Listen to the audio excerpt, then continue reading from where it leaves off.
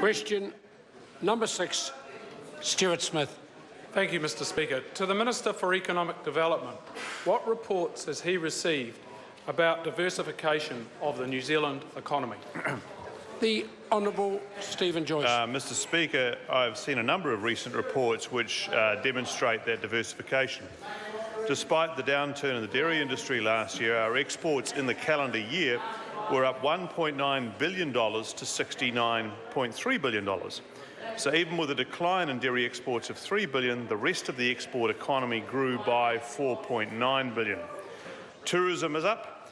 In the primary industries, meat exports were worth $6.8 billion in 2015, up 15% in 1 year. Wool exports were up 8.2% and fruit up 30.6%. Wine exports were up 13.6%, with further growth likely.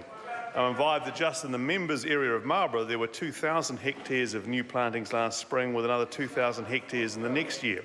And high-tech manufacturing continues to grow. What was once a $100 million industry has grown to nearly $1.5 billion in exports. Supplementary. Supplementary question, Stuart Smith. How is the government encouraging continued diversification of the New Zealand economy? The Honourable Stephen Joyce. Well, Mr Speaker, encouraging businesses to innovate and create new products and services is a crucial part of diversifying our economy. That's why we've set up Callaghan Innovation, our new high-tech innovation hub. We've established primary growth partnerships to extract more value from the primary sector, and we've brought in a new R&D grants program to replace the failed tax credit scheme. Our focus on encouraging research and development is bearing fruit. Last year, business spending on R&D grew by more than 15%, according to Statistics New Zealand. Through NZTE, we're working with businesses in cities and regions to make the most of exports. We've established ICT grad schools to put more money into STEM education, and we're signing free trade agreements like the TPP and Korean FTA to give our businesses market access. Supplementary. Supplementary question, Stuart Smith. How has this diversification provided more opportunities for New Zealanders? The Honourable Stephen Joyce. Well, Mr Speaker, in a number of ways, New Zealand over the last 6 years has had the 7th highest rate of economic growth across the OECD.